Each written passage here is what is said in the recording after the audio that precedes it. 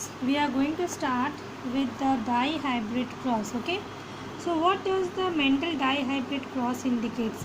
It indicates that two traits, when two characters are taken, then it is called dihybrid cross. And monohybrid cross means when one character is taken. So here two characters, what are the two characters which are being taken? So if you all can see here, that here round and yellow. Okay, the seed is round and the color is yellow, and here also the seed is not round, it is wrinkled and the seed color is green. So this is the parental generation which is being taken by the Mendel. Okay, now you will see that the gametes will segregate out in the next generation. So what are the gametes? So capital R, capital Y, you all know the gametes will contain half the number of chromosome. If here is 4, then the gamete is going to contain 2.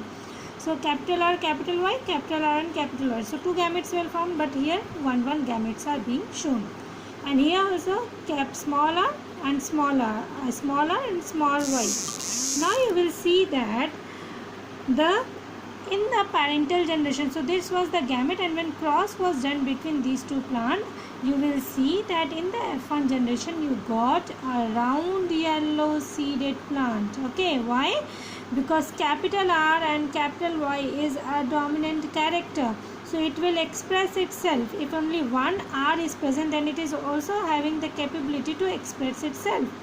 So here you will see that in the next generation, that is in the F1 generation, round yellow plants were observed. Okay, now cross pollination was done between this round yellow plant. Again I am saying with this genotype. Okay, now what were the genotype? Class, follow the genotype which is given in the checkerboard. Okay, so what is the genotype which is given here? You will see that at the top, okay, here the male gamete genotype is written, and here the female gamete genotype is written. So what are the genotype which we are getting? So capital R, capital Y, one is probability is that.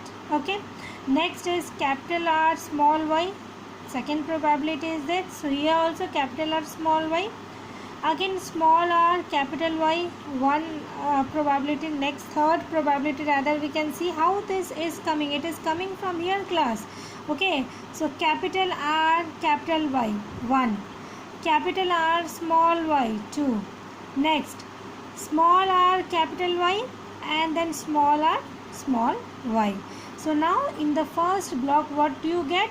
You get capital R, capital R, capital Y, capital Y. Okay, so this is round yellow. Next block, you are getting what? You are getting a 2 capital R and 1 capital Y and small y. So what will be the physical, that is the phenotype of it? Since capital R is present, so the shape of the seed will be round, and 1 Y is present. Okay, it means it is going to be yellow. In the next checkerboard, you will see, you will get what? Capital R, small r. So what will be the shape? Round. Next, small y, small y. So what will be the shape? Capital Y. So what will be the shape here? Yellow, round yellow. Again same here, round yellow. So round yellow. In the next also you are getting round green. See, capital R, round, but here two recessive characters, small y, will give you green color. Okay, again in the next, round yellow, round green, round, and two recessive characters, small y, green. Next, in the next checkerboard, you will see what you will see. It is again round yellow, wrinkle yellow. See, two small r will give wrinkle shape. And why yellow? Because it is containing 2 capital Y. So wrinkle yellow.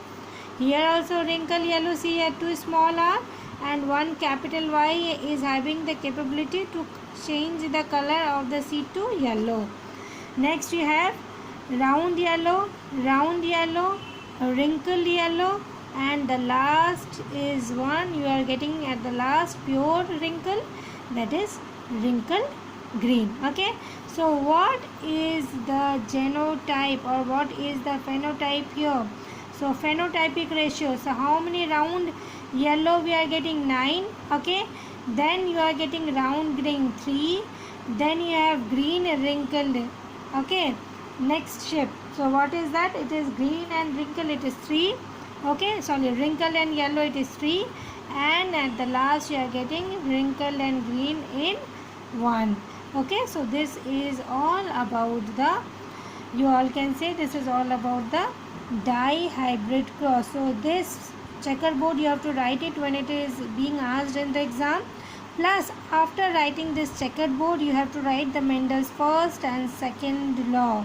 Okay class, always remember it at the end of writing the monohybrid, dihybrid cross. If it is monohybrid law cross, then you have to write the Mendel first law.